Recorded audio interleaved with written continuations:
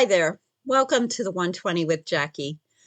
This is the first podcast I'm ever doing in my entire lifetime, and it is going to be a podcast for sepsis survivors, people with disabilities, people with chronic illness, people with disabilities because of sepsis.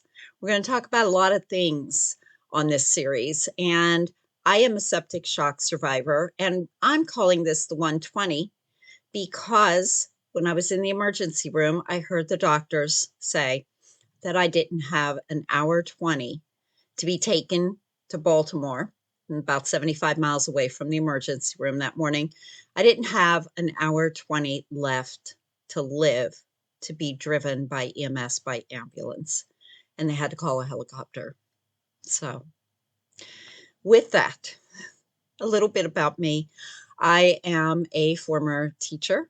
I'm a mom. I'm a wife. I'm a septic shock survivor. I've also struggled with chronic illness and disability since 2011. I first was diagnosed with Hashimoto's thyroiditis, and soon after that, I got a diagnosis of Crohn's disease, and that wasn't fun. Living with Crohn's and any kind of inflammatory bowel disease is extremely painful, disabling, and can really mess with your life. After the Crohn's diagnosis, I also started to have trouble with my joints a lot, where the connective tissue, they called it at first mixed connective tissue disease. And I was seeing rheumatology, neurology, cardiology, you name it. Those of you with something called Ehlers-Danlos syndrome, which was eventually what they found out that I really had, was hypermobile type Ehlers-Danlos syndrome. Those of you with that syndrome or any rare syndrome or disease know that we go years, and I went decades, almost 4 decades before I was diagnosed with POTS and Ehlers-Danlos syndrome. I was diagnosed because my daughters were diagnosed when they were teenagers, and the geneticist and the cardiologist, after completing the girls' testing, looked at me, and I was sitting in a mobility scooter at that time. And they said, "What's your story, Mom?" And I told them about the weakness in my hips and the weakness in my joints and the fact that I was fatigued all the time. It didn't matter if I slept 8 hours, 6 hours, 10 hours. Didn't matter. I was always tired. So anyway, so I struggled with disability, chronic illness, disabling chronic illness for almost 10 years. Came upon a time in early 2021 where I was having just a lot of things going wrong. Everything was going wrong, and it was the height of COVID. It was not a fun time to be in an emergency room, and that was the last place that I ever wanted to wind up. But I did about 4 separate times, I believe it was. I was in the emergency room in January, nausea, couldn't keep things down. I was also having trouble breathing. In February, I had a biopsy done at Hopkins, and right after the biopsy, like 2 or 3 days later, I felt pretty good, and then I developed back pain. And it turns out I also do have severe osteoporosis. T-scores are like -4. T-scores are something that you get when you do a DEXA scan. It's nothing more than a bone scan. You lie on a table, lie flat on your back, and this arm scanner travels over top of you, and it scans your hip, your spine. At Hopkins, they also do the forearm. And it tells you how weak your bones are. And mine turned out to be like Swiss cheese. But the osteoporosis story is a story in and of itself. We are going to save that one for another day, another discussion, and a time when I'm going to have some bone health experts also on the podcast with me. But anyway, so I had severe osteoporosis, and 5 to 6, I really need to check my medical records. I believe it is 6 compression fractures in my thoracic spine. Thoracic meaning that's the area behind, like right behind my lungs. So it's about midsection in my back there. And if I was still as flexible as I used to be from hypermobile Ehlers-Danlos syndrome, I would turn around and show you, because back then I could literally reach my arms all the way behind my back to that area. So anyway, so I was suffering early 2021 with breathing problems, back pain, back ligament pain, a lot of hip pain. I was really weak, exhausted. It was not a good time. And I even had something called I believe they called it a BiPAP machine. I was using a machine at night to like get more oxygen into my lungs. I wound up in the emergency room. I would usually be admitted to the hospital by, I believe it was April. Yes, it was April 2021, where I actually went into the hospital to be like voluntarily admitted. I didn't have to go through the emergency room, but I was admitted to get IVIG infusion for 5 days. IVIG is intra something immunoglobulin. Again, it's been almost 4 years, guys, but I got IVIG therapy. It's blood plasma from donors. And there are some thoughts that, especially with people with a lot of chronic conditions and rare diseases and immunodeficiency disorders, that it could kind of help. And the thought was maybe it will help my breathing. They also thought I had myasthenia gravis back then. That turned out to be a red herring. I did not and do not have myasthenia gravis, but my eyes at that time were like little slits.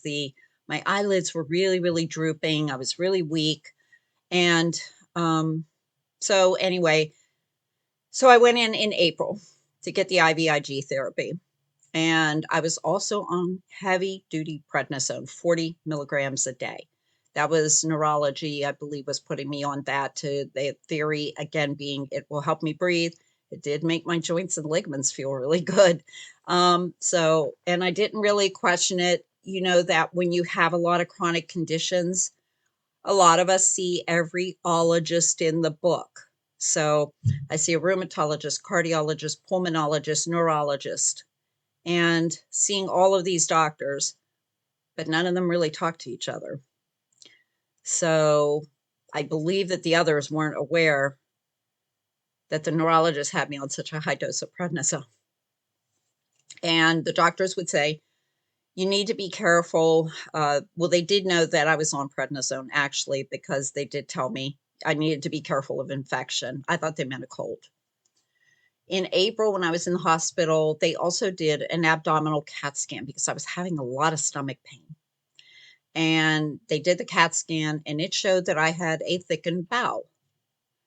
They said, follow up with your GI doctor. At that time, further complicating matters, it was like there was a perfect storm going on for me that spring of 2021. Further complicating matters, I was seeing a new GI. I have this great GI. I'm back with him now, who diagnosed me with Crohn's like 10 years prior and everything. But we were living in another area that was making the trip to his office like an hour and a half.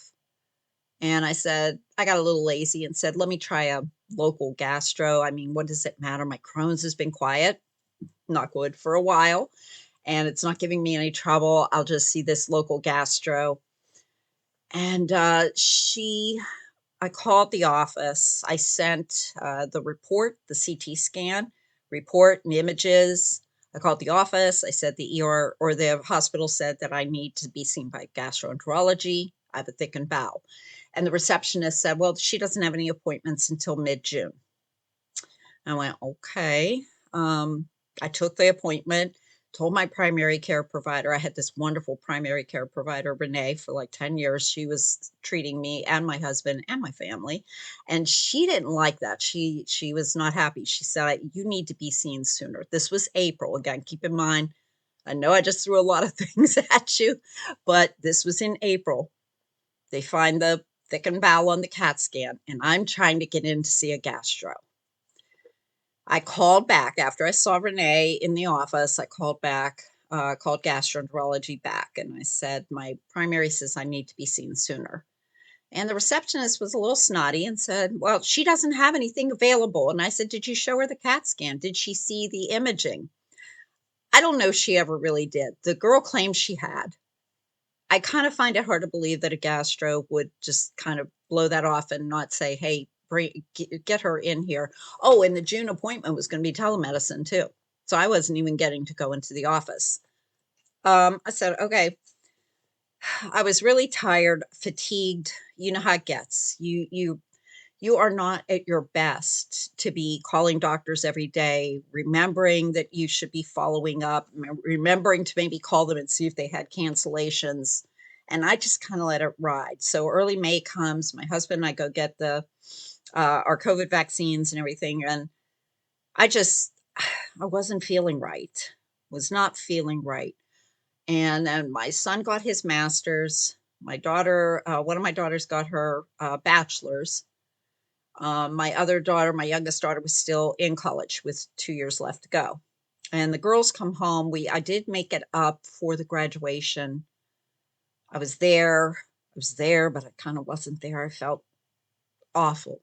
It was like being in my body, but just going through motions and not really being in my body. And no matter how hard I tried, like I couldn't stand up for very long. I was using a mobility scooter and a wheelchair as an assistive mobility devices to help me for the prior, like for 7 years prior to all of this, because my hips were so bad, my knees were so bad, and the ligaments and everything, and plus the stomach issues.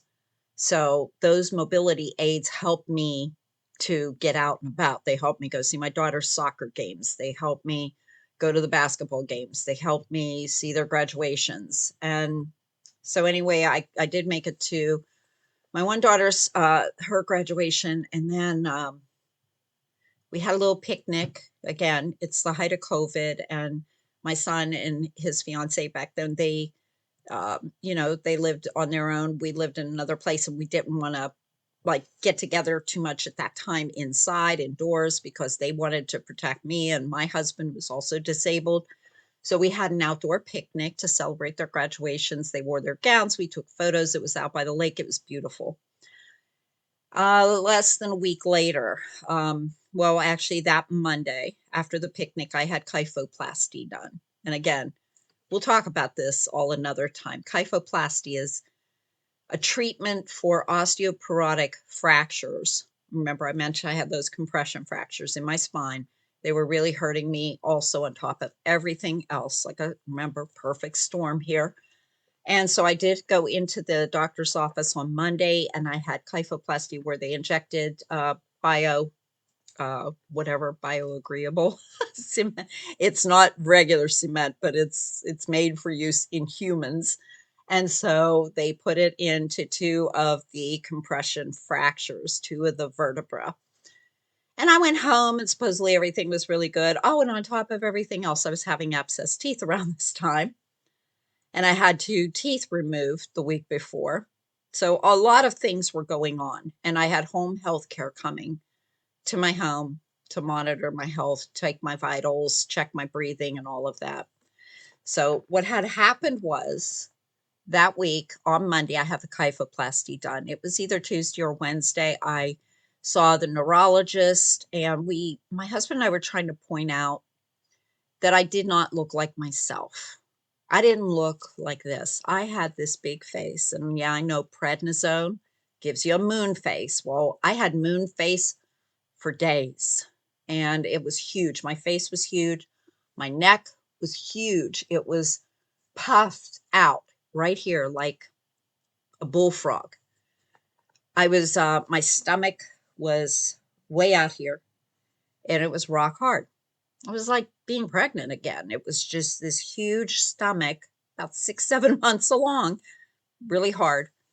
So my husband and I were pointing it out to the neurologist. Neurologist, great, shook her head and dismissed it as prednisone. Prednisone gives you a big gut, little limbs, skinny little limbs, and big face. That's prednisone.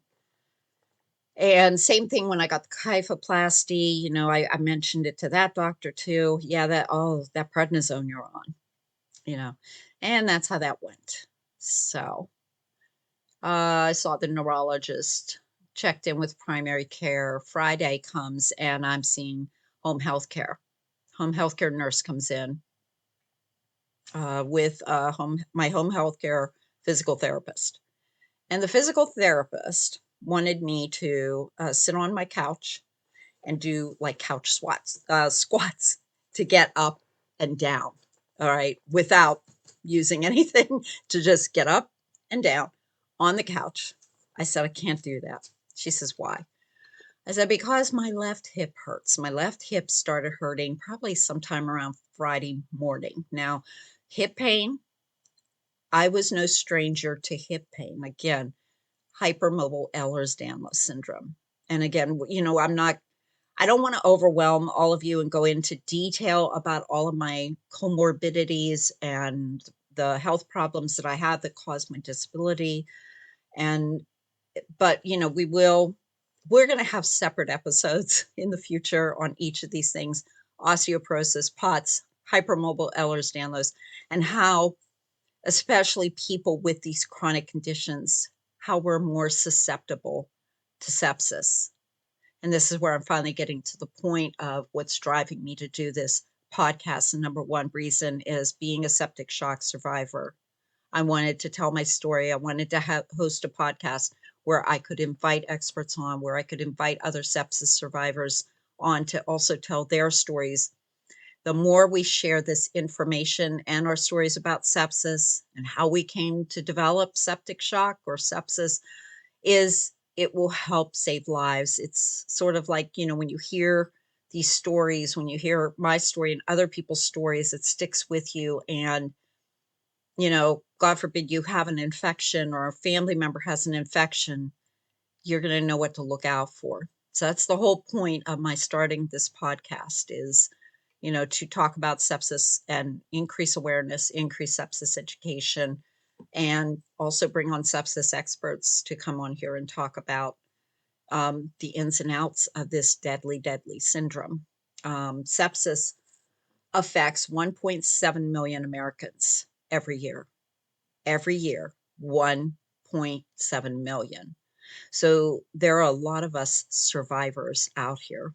Um, and sadly, sepsis kills 350,000 adults in the US every year and 6,800 children. So it's not a old person's syndrome or, illness where, you have, or it's not even one that only affects those of us with chronic conditions. It can affect healthy people too, healthy children, healthy adults. So again, here I am back to that Friday. So that Friday, the physical therapist is asking me to do these squats, and I couldn't. And I said, my hip hurts, and it really hurts bad. Um, they eventually left. I pointed out again I keep sweat. Why am I swelling? Why am I getting bigger? I was getting bigger by the minute. It felt like uh, the blueberry girl in Willy Wonka. I was starting to feel like her. Violet was her name. So they leave. My husband's making dinner. The girls are wanting to watch something on TV. I wasn't really too interested in eating. I ate a little bit. We laid down. I laid down on the couch. They're all sitting in the living room. They're watching TV, and I'm just curled up in a ball. I was in and out. It was like I was inside my body, but I wasn't really there. And I didn't really have an interest in doing much. So they all go to bed eventually, and I tried to go to bed too. I lay down, my husband's snoring, he's sleeping, and I'm laying there, and my hips just relentless. It's not stopping. It's getting worse. And eventually around 5 a.m., I think I slept, not really sure. I probably like drifted in and out. Well, actually, before 5 a.m. came, around midnight, I did get out of bed. I was walking around, thought it would help relieve the pain. And I texted a photo to my friend Tina. And I texted her, what is wrong with me now? When you're disabled, you have disabilities and multiple chronic illnesses, you get sick of being sick, really. And I texted her the photo. I took that selfie. I'm in my pink fuzzy bathrobe. My face is huge. My hair's all over the place. I can't sleep. So I text her, what's going on? She had no idea, of course. I had no idea. And little did both of us know that within 8 or so hours, I was gonna be dying. So around 5 AM, I get up, or I am awake already, and I could not move my left leg at all. Couldn't get out of the bed, I couldn't walk, I called, poked my husband, woke him up, "Hey, I can't move." And, he got my youngest daughter up, and she says I took my temperature for some reason because I was deathly afraid of COVID, and I did have a fever. It was almost 102, like 101, 102, and I said, "I have COVID." And my daughter youngest name is Alexis. She says, "No, mom, you don't have COVID. You're really careful. You don't have COVID." And my husband says, "Let's call EMS." And you can't move that leg. It felt like I had 1,000-pound weights on it. I couldn't move. It was not cooperating with me. So they called EMS, and the EMS comes in. They had to put Henry, we have a golden retriever named Henry, and they just kind of jammed him in the room with Elise, my other daughter, who was still sleeping. And, this is a normal thing for my family. Or it was for me to go off to the emergency room to call 911, to have the ambulance show up. Our former neighbors in the neighborhood we lived almost 20 years, they grew used to it too. After a while, if they saw an ambulance pulling into the cul-de-sac, they knew it was probably me going off to the hospital. So my family was like, "Hey, okay, mom's done this before. We've called." It was the first time in that place we were living that we called EMS, but we're like, she's going to go to the hospital. They're going to either admit her and, find out what's going on, treat her, or, be able to treat her in the ER, but, she'll be home. And so off I go. My husband he probably followed them. He shows up in the ER shortly after I get checked in. And I tell the doctor, he's like, "What's going on?" I told him about my hip. I said, I have hip pain. I have pelvic pain, a lot of hip pain, generally in my joints and my ligaments. I really thought it was like something I had done, an orthopedic injury with EDS. You can injure yourself pretty easily. It's Ehlers-Danlos syndrome. You have like really loose joints. It's a hereditary collagen defect. So the collagen in your joints and connective tissue, which is everywhere in your body, isn't good. And so I just thought, somehow I hurt my hip. I walking or whatever. It doesn't take much. And he orders an abdominal CAT scan. I'm like, "Again with the CAT scan, here we go." I said, "Well, I don't have stomach pain." And off to the CAT scanner I go anyway, and they drew some blood.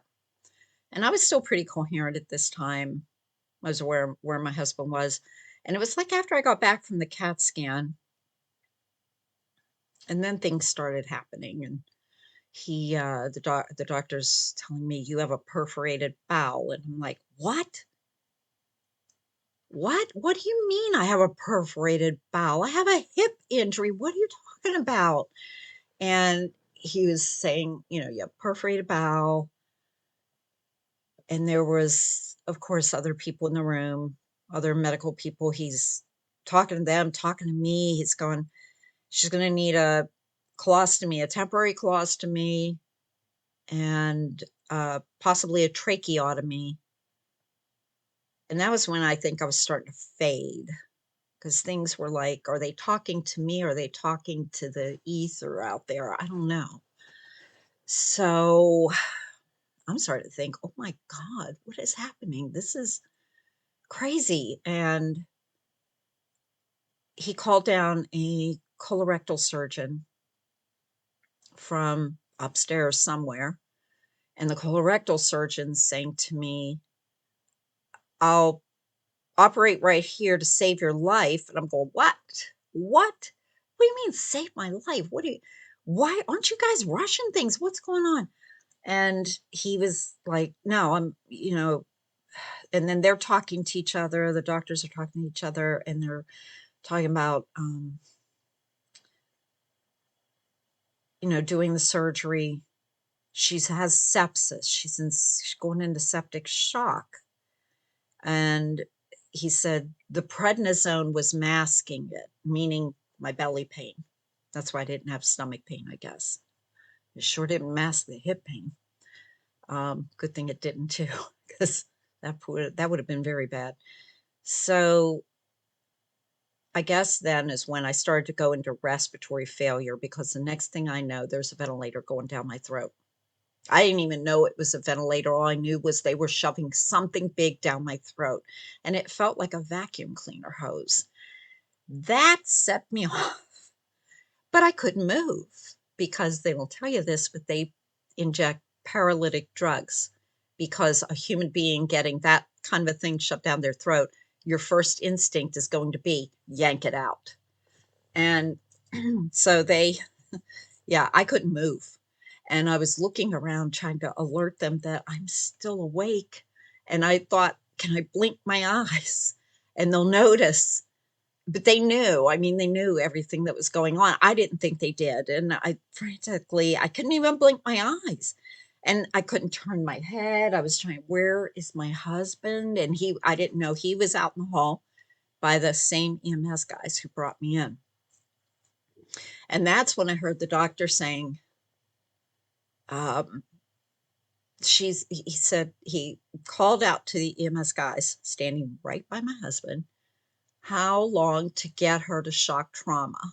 So we were about 75 miles away from Baltimore, and shock trauma is part of the University of Maryland Medical Center, and they are outstanding. Their care is exceptional, especially for people who are near death or almost dead, and I knew this. And when I heard them say they were sending me to shock trauma, I went, holy shit, this is bad. This is bad. And that's when it started to hit me that I was in trouble. All those times I wound up in the hospital before, I was talking, I was coherent, I would be in a lot of pain or something, but in distress. That's why you go to the ER. But I knew I was going to be okay. And that morning, I knew something was really drastically wrong. So I couldn't see my husband, and I hear the doctor ask EMS how long to drive her to shock trauma by ambulance, and EMS replied, an hour 20. And as I explained in the beginning of the podcast, that's why I'm calling this the 120. And the doctor said she doesn't have that. She won't make that. Call a pilot. And I heard that and I went, oh my God, they're calling a helicopter. I'm not going to make it. I'm not going to make it. And my husband was thinking the same thing, standing there in the hall. And he says he went into shock at that point. He was in shock. I was in septic shock, and he was in shock. So, call the pilot. Soon after that, things went black for me. It's like when you those of you who are older might remember turning off an old television set, and the picture goes just from a black circle down to a little dot. It's kind of like that. It was just a slow fading realization or consciousness of me that I just went, well, I guess this is it. I didn't know what was going to happen next, but I sure as heck didn't think I was going to open my eyes again. I wasn't really scared or anything. It was probably my logical, analytical mind as a journalist, or I just went, okay, at that point, you have no control. There is nothing that's going to save you. You're just there. And you have to accept, or I had to accept, I can't speak for anybody else, but I had to accept that that was it. And there was nothing I could do laying on that table that was going to change what was about to happen. And strangely enough, like I said, I was kind of okay with it, because that's life. We have life, and then we die. So I thought that was it. 58 years. I was 58 when I went to septic shock. And yeah, I'm glad I don't really remember much after that, because, my husband said what took place after that was flight nurses were around me. He said there was one nurse that he so admired because she was working really hard. He said, by my bedside, trying to get my blood pressure up. Signs of sepsis sometimes can be that your blood pressure drops, and mine was around 50 over 30, and my heart rate was 140. And he did take some photos because he knew me being who I am. He knew me well enough that if I did survive, I'd want to see the pictures. And I did, of course. So he took some pictures on one of those monitors in the emergency room where they're still working on me. You can see it says, when I zoomed in on it, you can see my heart rate was 140, just lying there, intubated on the ventilator. And blood pressure 50 over 30, 80 over 50. He said then it would dance around 50 over 30. And the nurse was frantically just trying to keep my blood pressure up. And frantic is probably the wrong word, because nothing is like you see it on TV in the emergency room in real life. Like it's not Grey's Anatomy. Everybody's freaking out and trying to get you to come back to life, or paddles, or call it, or whatever it is that they do on TV. It's not like that. The doctors and the nurses are very quiet, and they're focused. They are laser focused on saving your life in a very quiet, organized, and very methodical way, very deliberate. These are trained professionals. And I think that at some point I did feel like I really trusted being in their hands.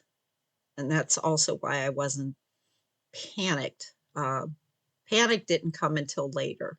And we will talk about post sepsis syndrome on these podcasts. But at that moment, yeah, I was accepting of what was about to happen. And I thought about people like my kids and my husband. I thought, I'll miss them. But that was it. That was it. It was like, this is it. And so he said they were working on me. They had to get my blood pressure stabilized so that they could get me on the flight. I've heard different things about that. Some medical professionals say it's so tight in those helicopters. I mean, obviously, if you're dying, they're going to fly you out. Doesn't matter, but they try to get you at an optimal stabilization. So there's a lot less room. There's more room in the ER to bring out those paddles and try to like resuscitate you versus the helicopter. But, if they have to do it in the helicopter, obviously they're going to bring out the paddles there too. But anyway, yeah, that's the ultimate thing, was they were just trying to get me stable enough. And once I was stable, I was out the door on the gurney. They told my husband, give me a kiss. I don't remember any of it. Um, and they put me on the helicopter, and then they told him to go out to, he's might as well go home because she'll be in the OR a long time. By the time she's out, she'll be in recovery. You're not going to get to see her because visiting hours will be over. They're highly restricted anyway. So, because again, 2021, COVID and all that was taking place. So, they told him the best place is just go home and the surgeon's going to call you and ask for the permissions and all of that over the phone. So, he went home. And my daughter say that he was like numb. He was some person they'd never seen before. And we talk about it now, and yeah, he was totally in shock. He said he doesn't remember the doctors talking to him. He doesn't remember how he got home. He just knows that he wound up at home, and he was too distressed to even write things down on the legal pad that I had there on my desk. By my computer and everything. So my youngest daughter, sat with him when the surgeon called, and she wrote everything down, that what was going to happen, what they would try to do, what they were going to find when I, you know, came out of surgery. And then uh, the next thing I knew was I was in a dark room with beeping noises, the ICU or the recovery, or not sure which, probably recovery. But there was beeping, probably my heart monitor. And the surgeon asked, or she said, I heard her voice and it was really dark. I couldn't see anything. And the surgeon says, you were really sick, and we didn't think you were going to make it. Later on, I read my medical report, and prior to going in the OR, I went into heart failure. They said my left ventricle was no longer working despite all the other things that they were doing to make it work and the medications they were giving. And it said something to the effect of, before I was taken into the OR room, the lab called and said, make sure they know that her potassium is a 2. So that was really dangerous. And I think, well, yeah, I know they didn't think I was going to come out of that because of my age and the illnesses I already had. And, here I am in septic shock, and I had a colon perforation and stuff just leaking all over my abdomen, all kinds of stuff that shouldn't be there. And ultimately, that's what sepsis is. A lot of people think sepsis is something you could catch from someone, and it's not, or they think it's a separate disease or an illness. Sepsis is a syndrome that develops as a result of your immune system going after an infection. So if you don't have an infection, you can't develop sepsis. And the infection can be bacterial, like I had the E. coli all over my abdomen. It could be bacterial, it can be fungal, it can be viral. People can develop sepsis from the flu or pneumonia, and skin abrasions, cuts. And so I had developed it because my body was fighting the infection that was spilling into my abdomen. And that's how I went into septic shock. There's stages. There's early sepsis, where you're sick and you're not feeling well. And sepsis might be developing from your, trying to fight your infection. And then it progresses, and it progresses fast. And time is of the essence. So looking back, it was good. I had the hip pain. It was good that my family called EMS and that they got me to the emergency room. And for once in my life, if you think back of all of the problems and the health issues I've had and things that were hard for doctors to diagnose for me, the Ehlers-Danlos, the POTS, even Crohn's took a while for me to get a diagnosis for that. All those difficult diagnoses, when it really counted for my sake that morning, I was a textbook case of sepsis. I had an easily identifiable infection that the doctors found right away on the CAT scan. The blood work that they took showed that my white blood cells and platelets were high. My lactic acid was high. The lactic acid being high is often a red flag for sepsis. So all the things were there. And it was like my husband says now, he said it was like everything fell into place for you that morning. I don't know why I got the bonus time that I did because, like I said, 350,000 adults and 6,800 kids die every year of sepsis. And that's why I'm doing this podcast. And that's why I'm out here and I advocate and I go to Capitol Hill with the nonprofit organizations like Sepsis Alliance. And I vlog for Voices of Sepsis. And I go to speak with biotech companies. And that's why I do what I do, because too many people are dying of sepsis. Too many people don't recognize the signs, or they get to the emergency room and it's missed.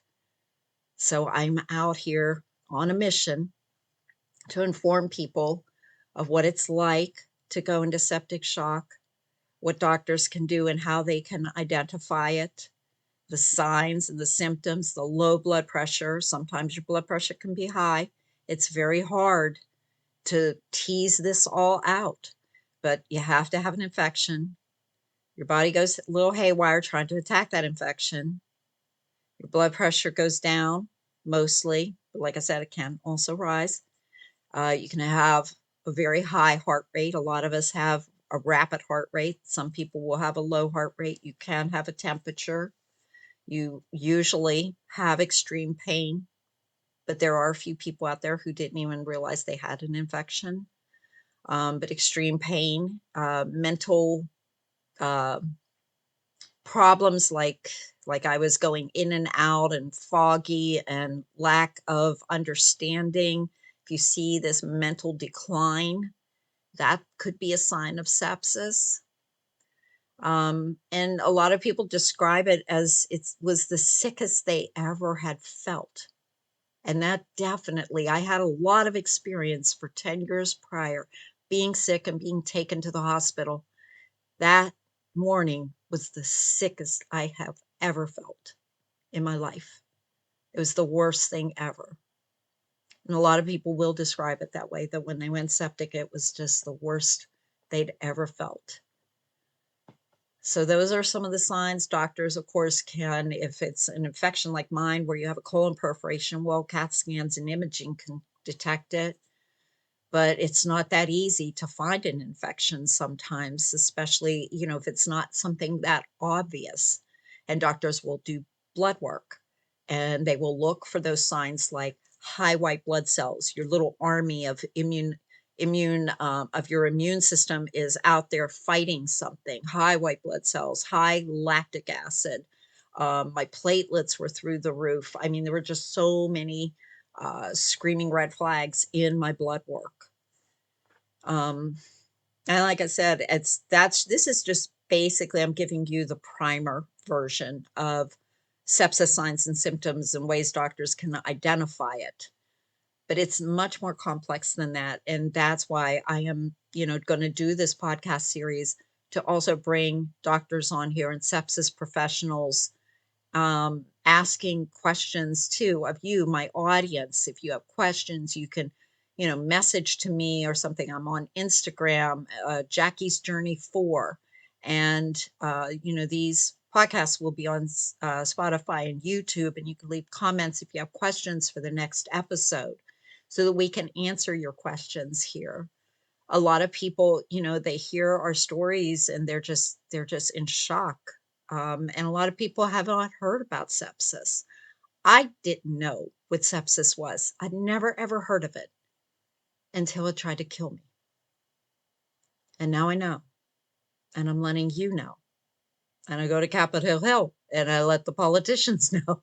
So letting everybody know, again, spreading the word, raising awareness, education, advocacy is that's my main niche now. And it's why I'm here and why I'm telling my story. And that's the first part of it. Surviving sepsis, waking up on the other side. That's the first part of it.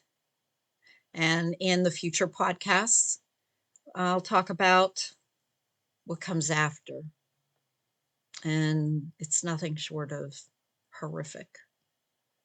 It's not something that when you're discharged, you just get up out of the ICU bed or the step down, or you walk out of rehab hospital and go, "Hey, I'm 100%. I'm just like I was," because sepsis changes you in many ways. And a lot of us feel like we're never the same again. There are highs, there are lows. We're going to talk about all of those in the future. And like I said, I'm just going to keep spreading awareness and sharing our stories. I would love to have other survivors on here, and also family members who have lost their loved ones to sepsis, because there's far too many. And it's one of the most preventable deaths out there. Sepsis deaths don't have to happen. Anyway, so that's the first part of my story. I'm happy to be here with all of you. I hope that you take something away from this podcast that will help you. Like I said, we will be discussing a lot of things in the future, and I'm just happy to share this time with you. I'm glad that you're here and that you're giving me some of your valuable time just to listen in.